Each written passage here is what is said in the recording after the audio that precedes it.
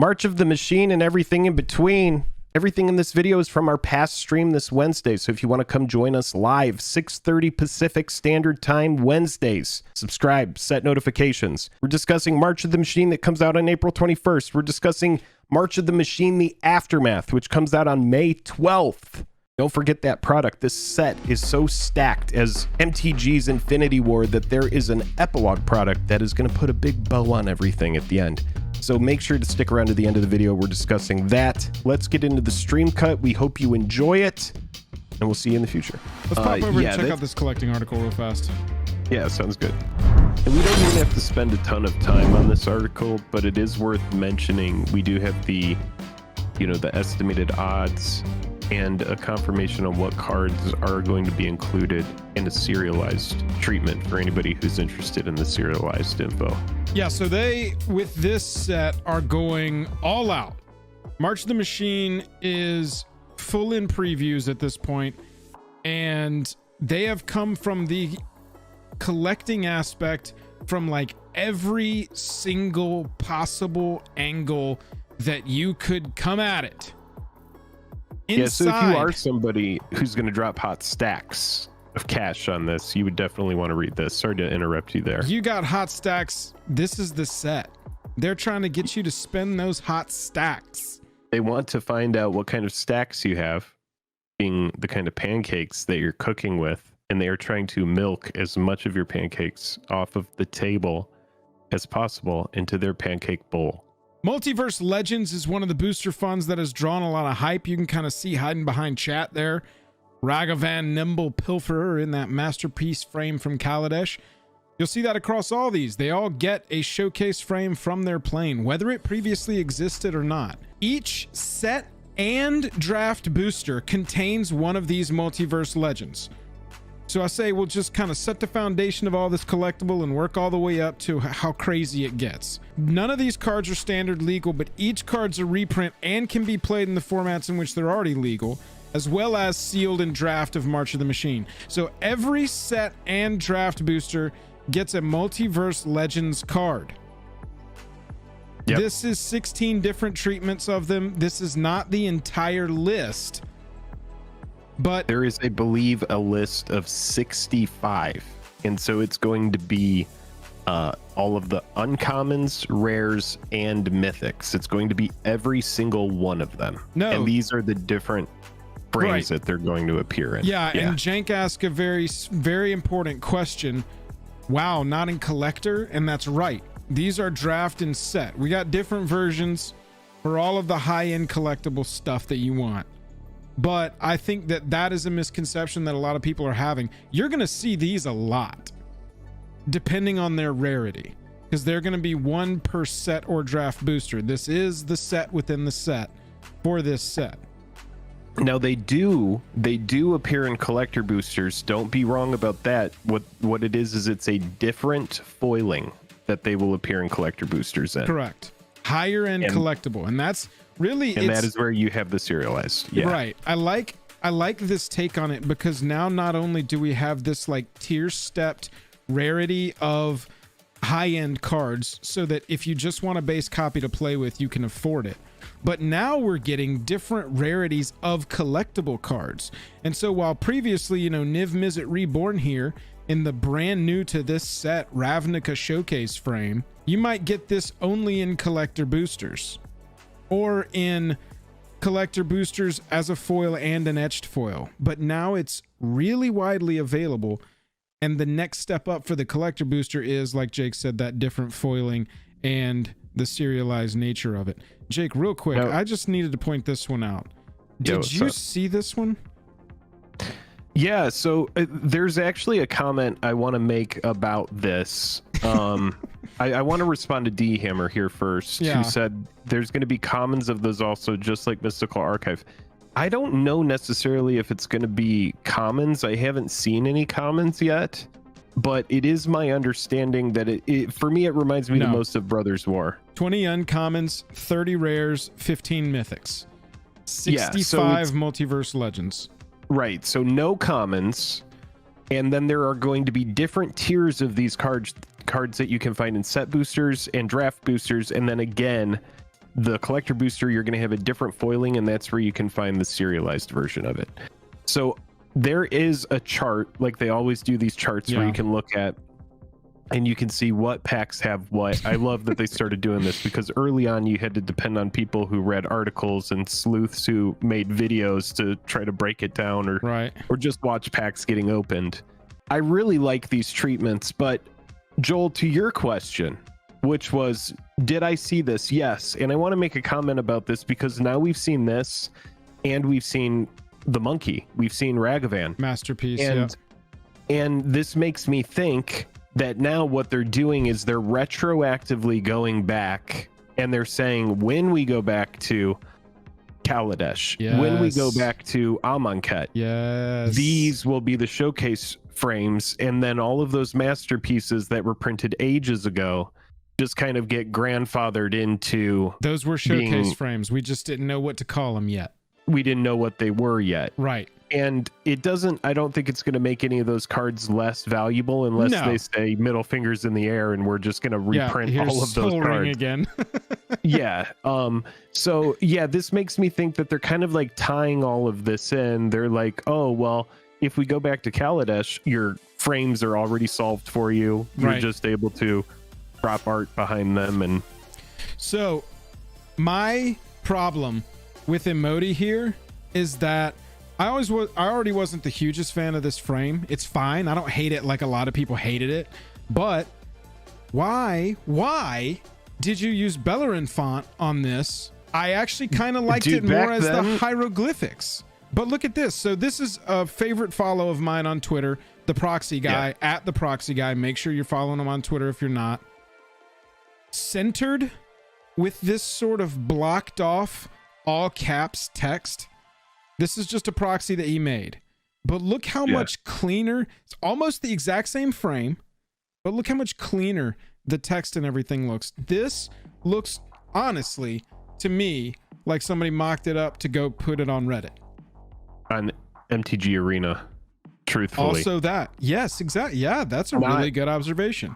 It looks like MTG Arena. I just really don't like I hate the complete departure from the original aesthetic. Just keep it the hieroglyphic text if you're going back to this, or whatever, the pseudo hieroglyphic text. Yes. This looks like absolute booty cheddar to me, dude. 100%. And yeah, I needed to have my old man yells at cloud moment, but I think this is more of a old man yells at bad design moment, because I just my eyes don't like this. And I think there are ways to do it better while not changing a ton.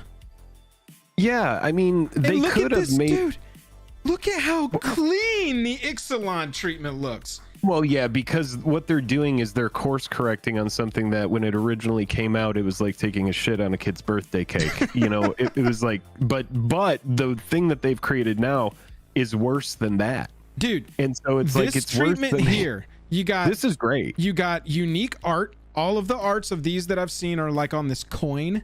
They look like they're on a giant coin embedded in a stone wall. You got tribal influence all across it. Even the Bellerin font looks fine on here because it's in the white to contrast that versus this being in all black. It's crazy to me the difference between how good this card looks and how much I want it, and how much I need to complain for a second that a week ago I bought a foil Captain Lannery Storm, broke down and did it, and now they're reprinting it. Whatever. It doesn't matter. And now I have to go get this copy. It's a deck where I want the showcase frame of the legends that I run to like represent their plane. And now they give me a Captain Lannery Storm when we previously didn't have one. Anyway, just didn't like the design there. I love that like Ikoria treatment. That was one of my favorite treatments. Oh, yes. The showcase there, like very like comic book, high contrast. This is gorgeous. The art just pops. It's really cool. Comic booky, almost cell shaded crystals off of this. Oh, it's amazing. Just it's a completely different aesthetic than most sets, and I really do love it. Agreed. So that's yeah, the there's set a lot of fun set. stuff. Multiverse Legends. Somebody asked, and you were talking, Jake, about are they in collector booster? Yes, extra special versions. Multiverse Legends cards also appear in Halo foil in collector boosters. Everybody with me, go ooh. This for me, if the card is flat, I'll be fine with it. Right. I have nothing to say about this. It's a different type of foiling. God bless. Yes, exactly. God bless. That's all I got to say about that. Each Multiverse Legends also has 500 serialized versions, 1 to 500, and appears on a double rainbow version of our traditional foil. Everybody say, ooh. This foiling reminds me a little bit of FTV. Like, kind of not great foiling, but again, if the card is flat, I'm fine with it. And any serialized card is going to be a pretty valuable hit. It really comes down to at what frequency are they going to continue doing this, you know? So the Halo foil rare or mythic rare appears in 10% of collector boosters. A Halo foil uncommon appears in 24%. Halo foils always have a planner frame treatment. There will be a lot of them. Let's just say that. 100%. You're going to be able to find those cards. Less than 1% of collector boosters contain a serialized Multiverse Legends card. On top of those serialized Multiverse Legends cards appearing in less than 1% of collector boosters, each of the 5 Praetors found in March of the Machine also appear with serialized versions. Unlike the Multiverse Legends, the serialized versions of the Praetors have art that is unique to the serialized version. So the entire card, completely unique. Here is Jin Gataxius in our serialized treatment, kind of bent already, backwards, but clean. Wait, no, what is... Oh, this is the Jin. Okay, yeah. The 5 Praetors also appear in that serialized. Yeah, so that is, chat, 70 cards total, or 35,000 new serialized cards that will be going into circulation from March of the Machine. So keep that in mind. And I think if we were to go back and look at Brothers War and how many artifacts they did that with over there, that number would possibly be comparable. Do we have anybody in chat who knows that off the top of their head, or we could go look for it here in just a moment if no one has that number? As we look up that number, planner booster fun treatments are also a thing. Each rare or mythic rare legendary creature in March of the Machine also has a complimentary planar booster fun version in the frame of its home plane. 18 rares and 10 mythics feature the planar booster fun treatment in March of the Machine. They each appear in set, draft, and collector in foil and non-foil. 8% of draft boosters, 10% of set boosters contain a non-foil planar booster fun rare or mythic rare. So it's another slot in these boosters where you can get an alternate version of these cards. All right, so MTG Gaming Bob saying bro had 64 cards. So if it had been no addition of the Praetors going in, then it would have been just one card more than last time. 64 serialized cards is what bro had. Yeah, 64 or 32,000 serialized cards total that went into circulation. So 3,000 more going into circulation this time. And then we do know that there will be a serialized card in Lord of the Rings. I am not for sure right now the extent of what the serialized push will be in that set. But as of March of the Machine, 70 cards. Dude, at this juncture, if they do it in another set and they go back to back to back, not counting Dominaria Remastered, I'm gonna be shocked that they are just going all in on running this serialized thing into the dirt. It was hype, and then it was cool, and now we're getting into like, okay, it exists territory, and if we go another set with it, which March of the Machine mini set, Lord of the Rings to follow, it's possible, Jake, that we end up in a world where it's every freaking set, and we go from hype to cool to okay, and now it's just commonplace, and this is going to be the serialized slot. And then we have to find what the market does for serialized cards. We go back into like a card power level rating system, right? Because, you know, with something like Neon Ink Hidetsugu, it doesn't matter what the card's power level is. It's just based on the rarity of it and the color of that lining. It's just stupidly rare. It's Right. like they took the rare slot, and it's like the only time that they've ever taken the rare slot, or the Hidetsugu slot, let's call it, and then they were like, let's have three additional tiers of rarity within that slot. So if you're lucky enough to find this slot, then you have to get super lucky to find the right color variant of it. So it's the only time they've ever done like a color swap kind of thing on a card. But so it was just rare, completely not based on the power level of the card. Oh, the card is shit. It's fine. Then we go into a world of like not just any serialized card inherently holds value. You'll have to get the special numbers, and you'll have to have the powerful cards. But I honestly don't think we're that far off. I could see them holding their hand on the serialized thing for the 1/1 ring to make it like the biggest possible, widest reaching announcement of this is the world we live in now with the collectability of our card game. We want to attract sports cards collectors. We want to attract non-game playing collectors, and very widely, very publicly, loudly, just like money. Exactly. Just like money. Who don't look give, at what who we're don't give doing a over shit. here. They're never going to sling a spell. They're just there for the big bucks. So I could see why they would want to hold that big punch for the One Ring to really help them go wide with that announcement in the collecting world. But I don't think we're but a year away from March of the Machine. Also, if that was next year, March of the Machine also features all 5 Praetors in 1/1 treatments, baby. And you have a special art, special treatment, 1/1 each Praetor. Like, who's the main character of the next Ixalan set? You got a special 1/1 of Watley and a vampire. And go with me here. I'm telling you, man, we're just not that far off. 10 different art of Watley that are all 1/1 of that That's art. what I'm saying. We are not more than a year away from being into that sort of mire where it comes to the collectability of this game. And I use mire I feel like I invoke too much negativity by using the word mire there. What I really meant is just like the depth of how much collectability is going to be available for people that want to engage with it on that level. I want to get this out about Lord of the Rings really quick before we completely move on from that thought. So in Lord of the Rings, and again, this is courtesy of MTG Gaming, Bob, you have the serialized 1/1, the One Ring that we've all seen everybody talking about. Will it be $1 million card?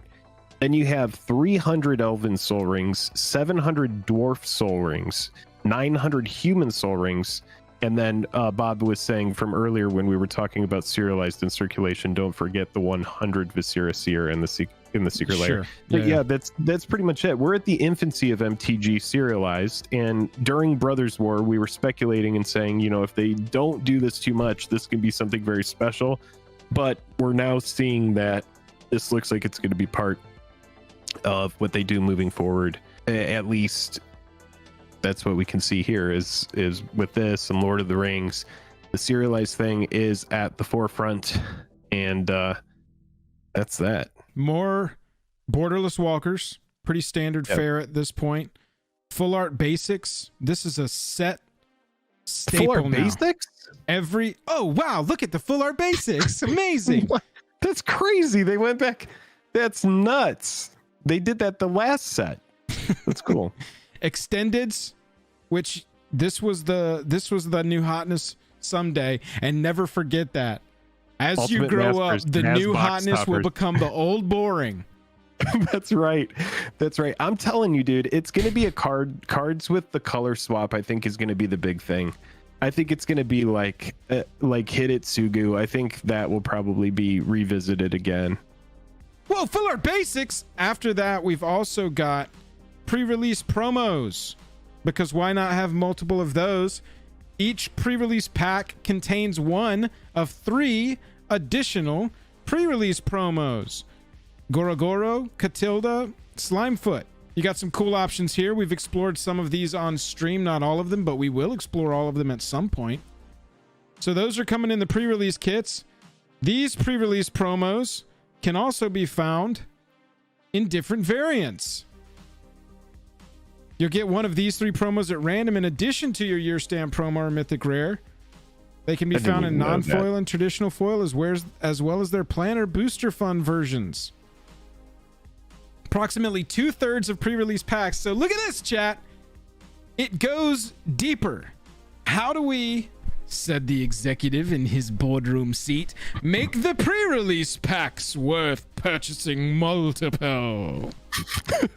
What would we do to have the pre-release packs present a further opportunity for income?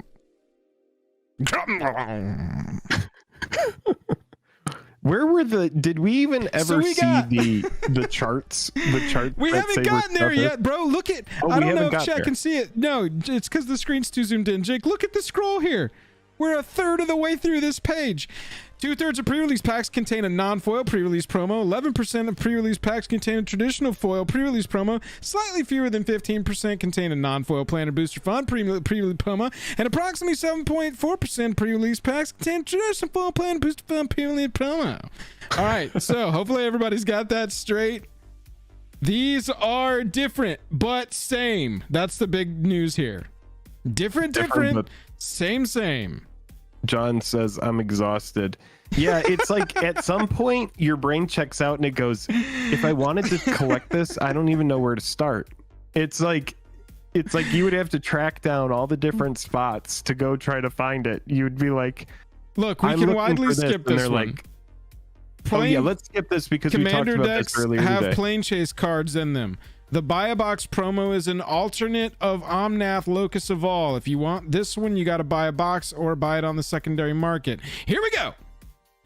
Okay, so that Omnath, actually, for me, that's probably worth it because normally once per set, I will go to the LGS and just get a box. Even if I don't open it, I'll just set it on a shelf. And so this is a card that people are kind of hyped on. And so even though it's going to absolutely crater in price from wherever it's pre-release prices, which happens with most cards, yes, this is still worth picking up. If it's going to be the difference of ordering at the LGS on Amazon and you go to the LGS for like $10 more, at least you're going to get this card, whereas you're not going to get that if you're ordering from it's a pretty Amazon cool one. like I do it's like a great this. card. It's sweet, and this treatment is rad. It's just a rad one. All right, here we go. Booster fun breakdowns. All right, where can you find full art basic lands? Everywhere. 1/3 of the time-ish. Collector boosters always have one. Multiverse Legends, at least one in every draft booster, at least one in every set booster, 3 in every collector booster. And remember, that's where we can get those serialized. Kind of like, yes, and that right there is kind of like where people are talking about the Mystical Archive. Correct. Yeah. Extended arts, only in collector boosters. Serialized in less than 1% of packs. So let's take a look at these. Percentage, what's crazy about that percentage is we don't really know if that percentage is, 0.97% or like 0.13%. Like we don't really know what that percentage is. We just know it's less than 1. I do. I would like to hope that it's on the higher end, but I know what percent it is. One in every 100 packs, you might be lucky enough to find one, but that's a lot of money to spend on traditional serialized. Traditional foils, 1/3 of draft boosters in some set boosters, 10 to 12 in every collector booster. Foil etched, no draft booster experience there, only sets and collectors. Halo foils in some collector boosters, and double rainbow foil serialized cards in less than 1% of packs. But for anyone who is going to be interested in buying, multiple boxes of this, you're super hyped and you want to know, make sure to check the description of this video later. And we are going to have a link to this article, but otherwise always know that with each set, you can type in collecting and then the set name, and there's normally an article that comes with it. There's also something else that I want to talk about when we get through this article, which is the March of the Machine Aftermath product, which is going to be the first product that seems like a big departure from what we normally think of when we think of collector boosters, because instead of 15 cards per pack, we're going to have 6, and it just cuts down on a ton of that chafe. And there's also 4 rares or better per pack, which is essentially the whole point of opening a collector booster. Is you skip past all that stuff in the beginning, go straight to the back and find the best stuff. So the collector box of March of the Machine Aftermath is going to be very different than any other collector box that's been released. And that's a different set. It is a different set, and it has to do with March of the Machine. It couldn't all end here, so we have this little extra set that's going to come out shortly after this set comes out that has some story points and some new cards. I believe there's 50 new cards that are going to be standard legal, and then there's going to be some other throwback stuff. Yeah, there's a lot here to dig into, like, as far as, I mean, March of the Machine is essentially, it's their Infinity War, right? It's like there's so much going on and so many moving parts that, yeah, there's a set that comes out after this that's smaller, and the collector booster box is very different. So before you buy that on Amazon, make sure you read it's going to be 72 cards in 12 packs, because they have cut down dramatically on how many cards are in there. They're basically saying people don't care about the commons and uncommons. Let's just give them the 6 cards at the end. And yeah, to me this looks like they want to, story-wise, wrap this shit completely up so that they don't have to put Phyrexian anything anywhere else ever again. You know what I'm saying? Because this is a big enough event in the story that there's just no way that you could not, you couldn't acknowledge it as you went to the next plane to be like, here's the story of what's going on here. Well, they're picking up after the Phyrexian War, and 2 years from now we'd still be doing sets. All right, let's go to Amonkhet. What's going on there? Well, they're picking up after the Phyrexian War still. Yeah. And so I feel like from a lore standpoint, they had to have something like this. And then on top of it, Hasbro exec said, yeah, sounds like an opportunity. Right, exactly. March of the Machine Aftermath, 12 March of the Machine Aftermath collector boosters full of rares, foils, and special treatments. So a big difference here is instead of 15 cards, you're getting 6 Magic the Gathering cards plus 1 foil token per pack for a total of, I guess, 7 cards if you count the token. 4 cards of rarity rare or higher in every pack, and then 5 to 6 foils in every pack. So there's probably going to be some sort of art treatment in there that doesn't get a foil treatment or something like that. Rebuild the multiverse while building up your collection to this conclusion to March of the Machine storyline. Yeah, so this is they want to press the reset button, bro. For people that opened collector boosters, and I'm just gonna say this about my collector booster opening experience. When my commons and uncommons come out of the pack kind of curled, and it really does truly vary from set to set. Some sets they're fine, and some sets they aren't, and it sucks. When those commons and uncommons come out of the pack, you know, I don't care about pretty much 9 out of 10 cards out of those. They just go into a bulk pile, and a lot of them aren't even playable because they're foil. So for anybody who just wants to skip the experience of having a bunch of bulk foils sitting around that aren't worth anything more than the regular version of the card, this seems like a product that cuts down on the waste. Which you may be like, no, give me more cards, and I understand that too. But for me, this works. I don't really see any big loss. Yeah, price for this is right around $238 on Amazon that we see right now.